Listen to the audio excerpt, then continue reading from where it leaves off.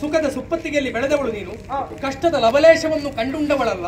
ಜೀವನ ಪರ್ಯಂತರವಾಗಿರುವಂತ ಹೆಳವನನ್ನು ನೀನು ವರಿಸಿದೆ ಅಂತಾದ್ರೆ ನಿನ್ನ ಜೀವನದ ಗತಿ ಏನೆನ್ನುವುದು ನಿನ್ನ ಮತ್ತೆ ಆಲೋಚನೆ ಮಾಡಿದ್ಯಾ? ಅಂದ್ರೆ ನೋಡು, ನೀನು ಕೇಳುವಂತ ಪ್ರಶ್ನೆಗೆ ಯಾರಾದ್ರೂ ಒಬ್ಬ ಹೆಳವ ಉತ್ತರಿಸಿದ ಅಂತಾದ್ರೆ ಆಡಿದ ಮಾತಿನ ಪ್ರಕಾರವಾಗಿ ಅವನನ್ನು ವರಿಸಲೇಬೇಕಾದದ್ದು ಅನಿವಾರ್ಯ. ಅವನನ್ನೇ ಮದುವೆ ಆಗ್ತೇನೆ. ಅವನು ಮದುವೆ ಆದ್ರೆ ನಿನ್ನ ಜೀವನದ ಗತಿ ಏನಾಗ್ತದೆ? ಏನಾಗ್ತದೆ? ಹಾಳಾಗಿ ಹೋಗ್ತದೆ. ಏನಾಗುದಿಲ್ಲ, ಯೋಚನೆ ಮಾಡು. ರಾಜಕುಮಾರಿಯಾದಂತ ನಾನು ರಾಜಕುಮಾರನನ್ನೇ ವರಿಸಬೇಕೆನ್ನುವುದೇ ನಿನ್ನ ಉದ್ದೇಶ. ಹಾಗೆ ನಾನು ರಾಜಕುಮಾರನನ್ನು ವರಿಸಬೇಕು ಅಂತ ನಾನು ಬಯಸಿದ್ರೆ ಮದುವೆ ದಿಬ್ಬಣ ಕೂಡಿಕೊಂಡು ಅವ ರಾಜಕುಮಾರ ಬರುವಾಗ ಯಾವ್ದಾದ್ರು ಅನಾಹುತಕ್ಕೆ ತುತ್ತಾಗಿ ಕೈಕಾಲು ಮುರ್ಕೊಂಡೋದ್ರೆ ಬೇಡ. ಮದುವೆ ಆದ್ಮೇಲೆ ಕಾಲು ಮುರಿದ್ರೆ ಅವನ ಜೊತೆಯಲ್ಲಿ ಜೀವನ ಸಾಗಿಸುವುದು ಬೇಡವಾ? ಎಲ್ಲ ನಮ್ಮ ಹಣೆ ಬರಹದ ಹಾಗೆ ಆಗುದು. ಭವಿಷ್ಯ ಹೀಗಂತ ಹೇಳಿಕೊಳ್ಳಿಕ್ಕೆ ಆಗುದಿಲ್ಲ. ಮತ್ತೆ ಹೇಗೆ ಗೊತ್ತಾ, ಒಬ್ಬರನ್ನು ನಾವು ವರಿಸಬೇಕು ಅಂತಾದ್ರೆ ಅವನ ಪೂರ್ವಾಪರ ಎನ್ನುವುದು ನಮಗೆ ಗೊತ್ತಿರಬೇಕು. ಮತ್ತೆ ಹೆಳವನನ್ನು ಮದುವೆ ಆದ್ರೆ ಸಂಸಾರ ಹಾಳಾಗುತ್ತದೆ ಅಂತ ಆಡ್ತೀಯ. ಸಂಸಾರ ಹಾಳಾಗುವುದು ಯಾರಿಗೆ? ಯಾರಿಗೆ? ಖರ್ಚು ಮಾಡುವುದಕ್ಕೆ ಹಣ ಇಲ್ಲದವರಿಗೆ ಮಾತ್ರ. ನನ್ನ ಅಪ್ಪ ರಾಜಕುಮಾರನಿದ್ದ, ಮಹಾರಾಜನಿದ್ದಾನೆ, ರಾಜಕುಮಾರಿ ನಾನಿದ್ದೇನೆ. ಬೇಕು ಬೇಕಾದಷ್ಟು ವ್ಯವಸ್ಥೆ ನಮ್ಮ ಮನೆಯಲ್ಲಿ ಉಂಟು. ಕುಳಿತುಣ್ಣುವಂತ ಸೌಭಾಗ್ಯ. ಹೌದು, ಹಾಗಲ್ಲ. ನಾನು ಬುದ್ಧಿವಂತನಾಗ್ಬೇಕು. ಅಲ್ಲ, ಬುದ್ಧಿವಂತನಾಗ್ಬೇಕು ಅಂತಾದ್ರೆ ಒಂದು ಉಪಾಯ ಮಾಡು. ಏನು? ಈಗ ಒಬ್ಬನನ್ನು ವರಿಸಬೇಕು ಅಂತಾದ್ರೆ ಅವನ ಪೂರ್ವಾಪರವನ್ನು ನಮಗೆ ಗೊತ್ತಿರಬೇಕು. ಅವ ಹೇಗಿದ್ದಾನೆ, ಸಂಸ್ಕಾರ ಹೇಗುಂಟು. ವಿದ್ಯೆ ಇದ್ದವನಿಗೆಲ್ಲ ವಿನಯ ಇರ್ತದೆ ಅಂತ ಹೇಳಲಿಕ್ಕೆ ಬರುವುದಿಲ್ಲ. ಆಗುದಿಲ್ಲ ಅಲ್ವಾ? ಅವನಿಗೆ ಸಂಸ್ಕಾರವೇ ಇರಬೇಕು ಅನ್ನುವ ಹಾಗೇನು ನಿಬಂಧನೆ ಇಲ್ಲ. ನನ್ನ ಆಸೆಯೂ ಹಾಗೆ, ವಿದ್ಯಾವಂತನಾಗಿರ್ಬೇಕು, ಅವ ವಿನಯವಂತನಾಗಿ. ಅದು ಸಿಕ್ಕುವುದು ಬಹಳ ವಿರಳ.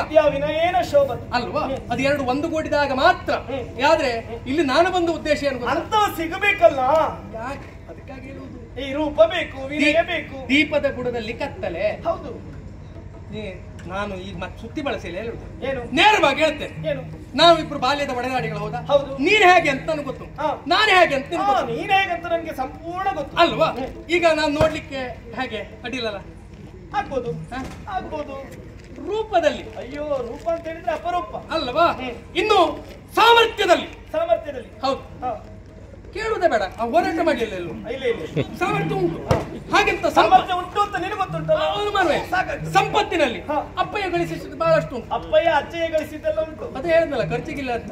ಹಾಗೆ ಇನ್ನು ಅದು ಬಿಟ್ಟು ಇನ್ನು ವಿದ್ಯೆಯಲ್ಲಿ ಕೇಳುವುದೇ ಬೇಡ. ನನ್ಗೆ ಹೇಳಲಿಕ್ಕೂ ಇಲ್ಲ ಅಲ್ವಾ? ಹೇಳಲಿಕ್ಕಿಲ್ಲದೆ ಮತ್ತೆ ಕೇಳುದೇನು? ಅದಕ್ಕಾಗಿ ಹಾಗಿರುವಾಗ ಈಗ ನಿನಗೆ ನನ್ನನ್ನೇ ಮದುವೆ ಆದ್ರೆ ತೊಂದ್ರೆ ಏನು?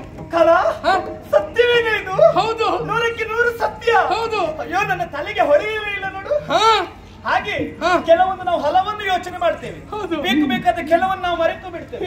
ನಿನ್ನ ಬಗ್ಗೆ ಯೋಚನೆ ಮಾಡಲಿಲ್ಲ. ನೀನು ಆಗ್ಬೋದು, ನಿನ್ನನ್ನೇ ಮದುವೆ ಆಗ್ತೇನೆ. ಮಹಾರಾಜರಿಗೆ ಹೇಳ. ಅಪ್ಪಯ್ಯ ಮಂತ್ರಿಯ ಮಗ ನನ್ನನ್ನು ಮದುವೆ ಆಗುವುದಕ್ಕೆ ಸಿದ್ಧನಾಗಿದ್ದಾನಂತೆ. ಪ್ರಕರಣ ಮುಗಿದೋಯ್ತು. ನಾಳೆ ಒಂದು ವೇದಿಕೆ ಸಿದ್ಧಪಡಿಸಿ ನಾನು ಪ್ರಶ್ನೆ ಕೇಳ್ತೇನೆ.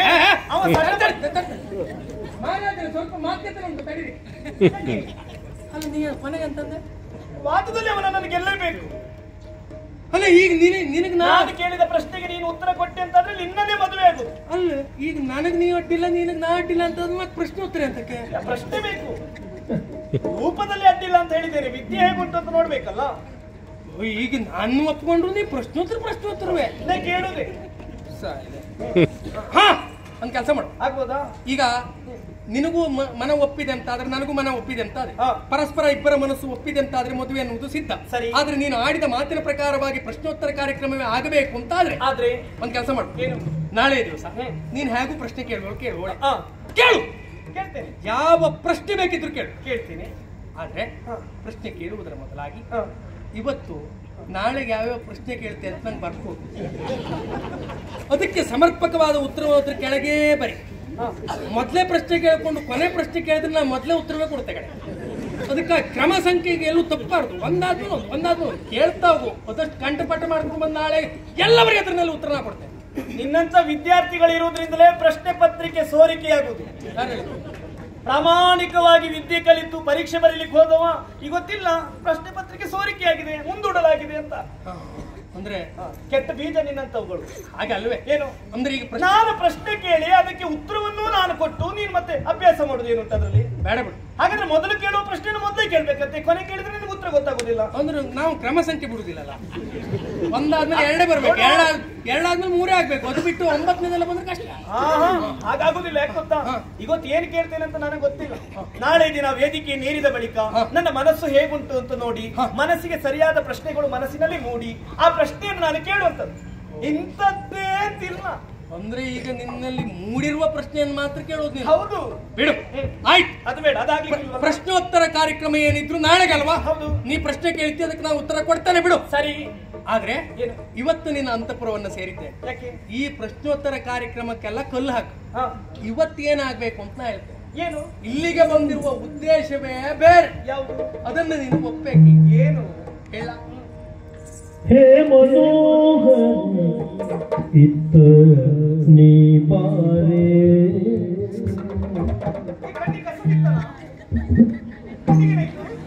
ಹೇ ಮನೋಹರ ಇತ್ತ ನೀ ಬಾರೆ, ಇತ್ತ ನೀ ಬಾರೆ, ಕಾಮನ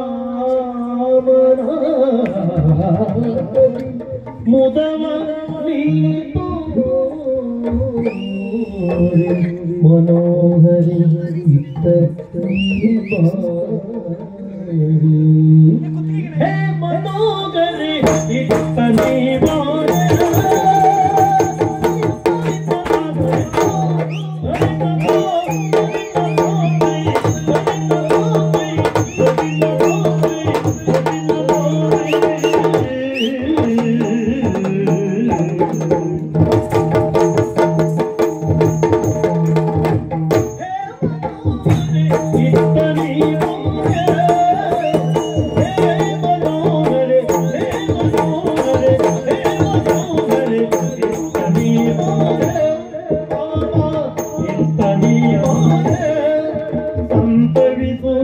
ಸಂತವಿಸೋ ಎಲ್ಲನು ಕಾಮನಾಟದಿ ಮುದವನಿ ತೋರೆ, ಸಂತವಿಸೋ ಸಂತವಿಸೋ ಸಂತವಿಸೋ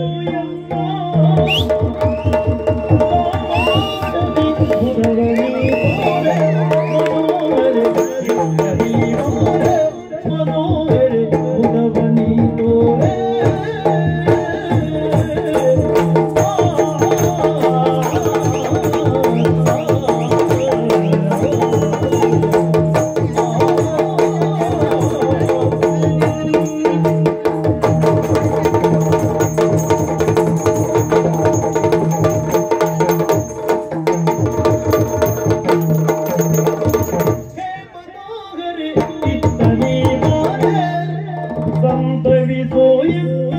ಕಾಮನಾಟದಿ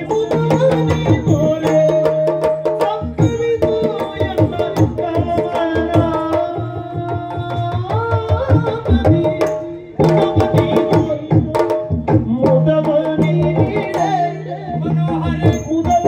ತೋರೆ, ಮನೋಹರೆ ಮುದವನಿ ತೋರೆ.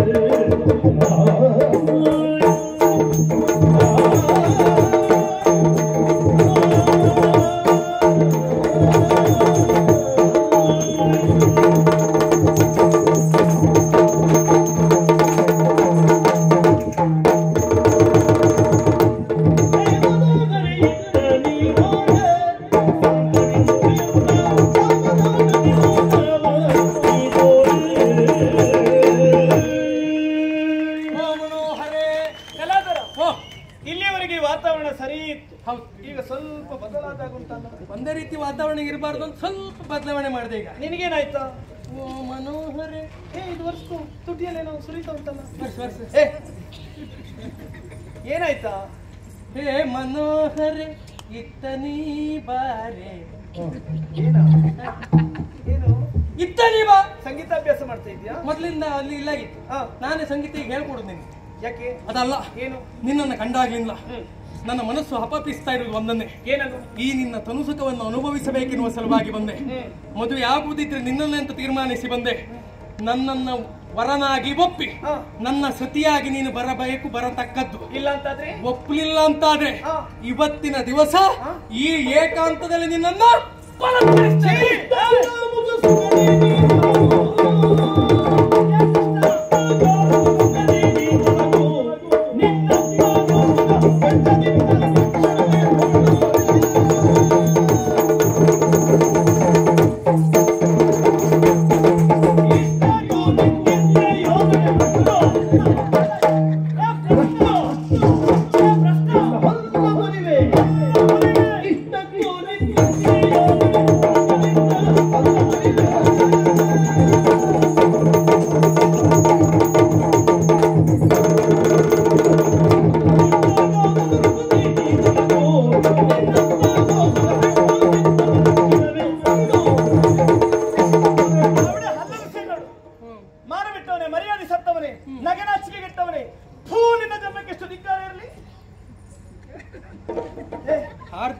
ಸ್ವೀಕರಿಸಿದ್ದೇನೆ. ಮತ್ತೆಂತರ ಇದ್ರೆ ಅಭ್ಯಾಸ ಆಗಿದೆ ನಿನಗೆ ಓದೋದನ್ನೆಲ್ಲ ಇಂಥದ್ದೇ ಹೇಳಿಸಿಕೊಂಡು. ಎಲ್ಲ ಅಂತದ್ದೇ ನಾಲ್ಕು ಗೋಡೆ ಮಧ್ಯೆ ನೀನು ಎಷ್ಟು ಬೈದ್ರು ಕಾಮುಕ ಅಧಮ ನೀನು, ಮಾನ ಬಿಟ್ಟವರು ನೀನು. ಇರ್ಲೆ ಗೆಳೆಯ ಎನ್ನುವ ಕಾರಣಕ್ಕಾಗಿ ಸಲುಗೆಯಿಂದ ವ್ಯವಹರಿಸಿ ಒಳಗೆ ಕೊಂಡಿರಿಸಿ ಮಾತನಾಡಿದ್ರೆ ಬಾಯಿಗೆ ಬಂದ ಹಾಗೆ ಮಾತನಾಡ್ತಾ ಇದೀಯ. ಬೇಕಾದದ್ದಷ್ಟೇ. ಏನು ಬೇಕಾದದನ್ನು ಕೇಳೋದು ನೀನು? ನನಗೆ ಬೇಕಾದ್ದನ್ನು ಕೇಳಿದೆ.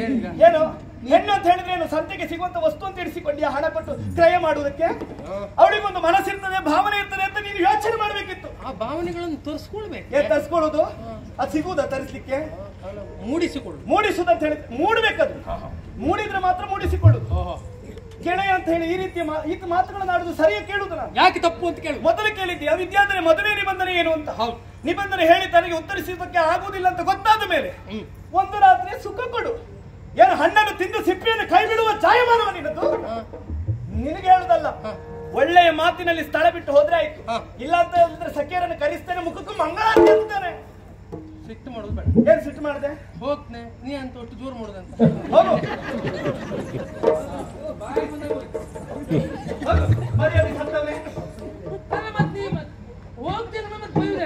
ಮಂತ್ರಿಗಳ ಮಗ ನೀನು, ಅಪ್ಪ ಮರ್ಯಾದೆ ತೆಗಿಬೇಡ ನೀನು. ಅಪ್ಪನ ಸುದ್ದಿ ಅವನು ದೇವ್ರು ಅಂತ ಎಂತ ಹೇಳ್ಬೇಡ. ಆ ದೇವರಿಗೆ ಇದೊಂದು ದೇವ ಹುಟ್ಟಿಕೊಳ್ತಲ್ಲ ಅಲ್ಲ.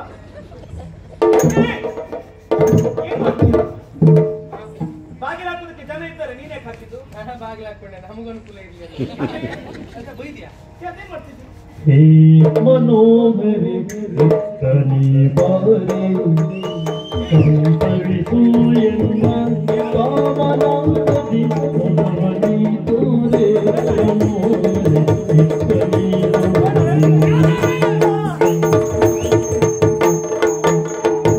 ಹೇ ಮನೋಹರಿ ತನಿ ಬಾರೆ ಸಂತವಿಸು ಎನ್ನ ಕಾಮನಾದಿ ಮನವನಿ ತೋರೆ.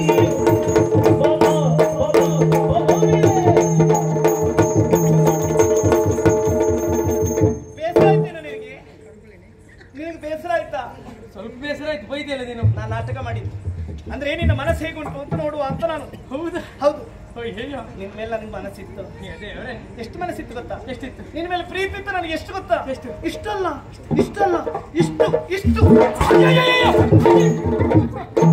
ಈಗ ಹೇಳು. ಹೇ ಮನೋಹರ ಇತ್ತ ನೀ ಪಾರೆ ಸಂತವಿಸು ಎನ್ನನ್ನು ಕಾಮನಾಟಕ್ಕೆ ಮುದವ ನೀ. ನಿನ್ನ ಕಾಲಿಗೆ ಬಡಿಬೇಕು, ತಿರ್ಗಾಟ ಮಾಡಬಾರ್ದು ನೀನು. ನಿನ್ ಕಾಲು ಸರಿ ಇದ್ರೆ ಊರೂರು ಕೇರಿ ಕೇರಿ ತಿರುಗೋದು. ಇನ್ನು ಎಲ್ಲಿಯಾದ್ರೂ ವಿದ್ಯಾಧರ ಅಂತ ಹೇಳಿದ್ರೆ ವಿದ್ಯಾಧರ ಇದ್ದಲ್ಲಿ ಕಣ್ಣು ಹಾಯಿಸಿದ್ರೆ ಕಣ್ಣು ಕೇಳ್ತಾನೆ. ಹೊಡೆದಾಯ್ತು, ಬೈದಾಯ್ತು, ಬಾಯಿಗೆ ಬಂದದ್ದೆಲ್ಲ ಹೇಳಾಯ್ತು. ಈಗಾದ್ರೂ ಒಂದು ಮುನ್ಸು ಮಾಡ. ನಿನಗೆ ಹೇಳುದಲ್ಲ, ನೀನು ಮತ್ತೆ ನಿನ್ನ ಅಪ್ಪ ಅಂತ ಹೇಳಿದ್ರೆ ನಮ್ಮ ಉಗ್ರಾಣಕ್ಕೆ ಬಿದ್ದ ಹೆಗ್ಗಣ ಇದ್ದಾಗೆ. ನನ್ನ ಅಪ್ಪನ ಸುದ್ದಿ ನೀನು ಯಾರು ಅಂತ ನೆನಪಿಟ್ಕೋ. ನನ್ನ ಅಪ್ಪನ ಸಮ್ಮುಖದಲ್ಲಿ ಜಿಯ ಹಸಾದ ಅಂತ ಬೇಡುವ ಮಂತ್ರಿಯ ಮಗ ನೀನು. ನನ್ನನ್ನು ಬಯಸ್ತಾ ಇದೀಯ. ನಿನಗೆ ಮದುವೆ ಹುಚ್ಚು, ಪ್ರಾಯಕ್ಕೆ ಸರಿಯಾಗಿ ಮದುವೆ ಆಗ್ಲಿಲ್ವಲ್ಲ, ಹಾಗಾಗಿ ಈ ರೀತಿ ಆಗುದು. ಹೋಗಿ ಅಪ್ಪನ ಹತ್ರ ಹೇಳು, ಅಪ್ಪ ನನಗೊಂದು ಮದುವೆ ಮಾಡಿಸಿ ಅಂತ. ನೋಡಿ, ಮದುವೆ ನಿನ್ನ ಮದುವೆಗೆ ನನಗೆ ಬರ್ಲಿಕ್ಕೆ ಆಗ್ತದೆ ಅಂತ ಹೇಳಲಿಕ್ಕೆ ಆಗುದಿಲ್ಲ. ಹಾಗಾಗಿ ಮದುವೆ ಶೃಂಗಾರವನ್ನು ಇವತ್ತೇ ಮಾಡ್ತೇನೆ ನಾನು. ಅದು ಕೈಲಿಡ್ಕೊ, ಕೈಲಿಡ್ಕೊ.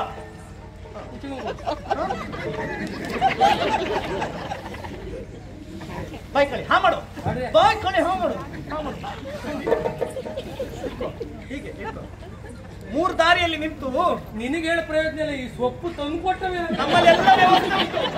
ಯಾರ್ಯಾರು ಹೇಗೆ ಅಂತ ನಮ್ಮಲ್ಲಿ ಮೊದಲೇ ಗೊತ್ತಿರ್ತದೆ. ಇವ್ರು ಬಂದಾಗ ಇಂಥದ್ರಲ್ಲೇ ಪೂಜೆ ಮಾಡಿ ಅಂತ ಹೇಳ್ತಾರ ಅವರು. ಆಯ್ತು, ಹೋಗಿ. ಎಲ್ಲಾದ್ರೂ ವಿದ್ಯಾಧರೆ ಅಂತ ಹೇಳು. ಇದೊಂದು ಬೀಗಿಗೆ ಕೊಡೋಗೆ. ಹೇ ಮನೋಹರೆ ಇತ್ತನಿ ಬಾರೆ